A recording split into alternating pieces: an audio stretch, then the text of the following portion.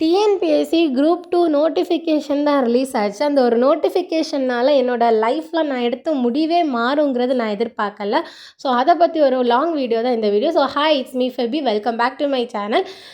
திடீர்னு நான் எதுக்கு இந்த வீடியோ போடுறேன்னா, நான் ஃபஸ்ட் என்னோடய பிளான் மைண்ட் செட் வந்து குரூப் 4க்கு மட்டும்தான் இருந்துச்சு. நான் அதை மட்டும்தான் கான்சென்ட்ரேட் பண்ணி ஸ்டார்ட் பண்ணியிருந்தேன் என்னோடய ஜேர்னியை.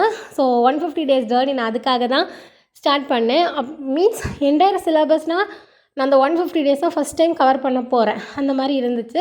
பட் திடீர்னு இந்த குரூப் 2 நோட்டிஃபிகேஷன் வந்த உடனே நம்ம ஏன் குரூப் 2க்கு படிக்கக்கூடாது அந்த ஒரு மைண்ட் செட்டில் வந்தனால இந்த 150 days ஜேர்னியை வந்து நான் குவிட் பண்ணுறேன். எதனால குரூப் 2க்கு முன்னாடி சிலபஸை வந்து கம்ப்ளீட் பண்ணணும் அப்படின்னு.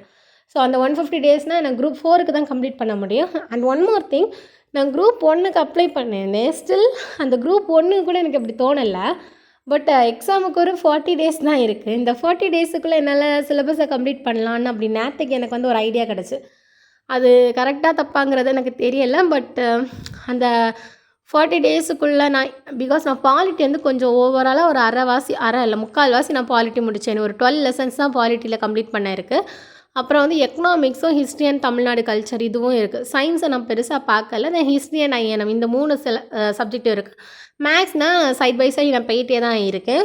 ஓவரால் ஒரு 29 ஒரு அரௌண்ட் 10 to 15 டாபிக்ஸ் நான் கவர் பண்ணியிருப்பேன்.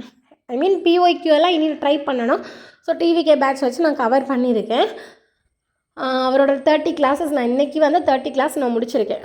ஸோ இதுக்கு மேலே ஃபர்தராக எனக்கு எப்படி இருக்கணுங்கிறது எனக்கு தெரியலை.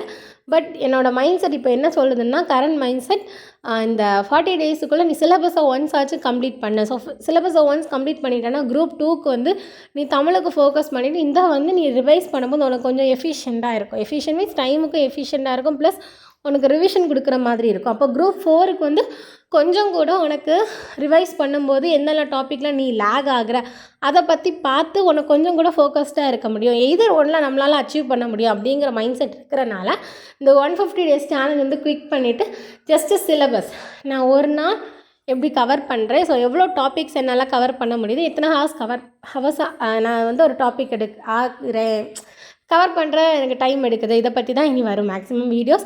அண்ட் இந்த நோட்ஸ் வந்து நான் கண்டிப்பாக என்னால் முடிஞ்சாலும் நான் அப்லோட் பண்ண பார்ப்பேன்.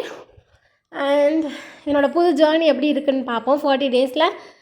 இந்த ஜேர்னியை நான் டிஎன்பிஎஸ்சி குரூப் 1 நான் ஃபோக்கஸ் பண்ணலை. பட் குரூப் 2க்கு இப்போ எனக்கு ஃபோக்கஸ் மாறி இருக்குது. ஸோ குரூப் 2, குரூப் 4 இந்த ரெண்டுமே என்னோடய மெயின் டார்கெட்டாக இருக்க போகுது. அதனால இந்த 150 days journey is going to be quick. And the new journey, அதாவது 40 daysல completing my syllabus. Whole syllabus 40 daysல நான் எப்படி கம்ப்ளீட் பண்ணுறேன், அதுதான் என்னோட நியூ ஜேர்னியாக இருக்குது. ஸோ இந்த ஜேர்னியில் கண்டிப்பாக நான் வந்து ட்ரூ அண்ட் பெஸ்ட்டாக என்னோடய பெஸ்ட்டை நான் கொடுக்கலாம் அப்படிங்கிற ஒரு மைண்ட் செட்டில் இருக்கேன். ஸோ பார்ப்போம் இந்த ஜேர்னி. அந்த ஜேர்னி ஒரு 15 days நான் கரெக்டாக கம்ப்ளீட் பண்ண பிறகு தான் திடீர்னு என் மைண்ட் செட் மாறுச்சு. ஸோ இந்த ஜேர்னி கண்டிப்பாக மைண்ட் செட் மாறாது.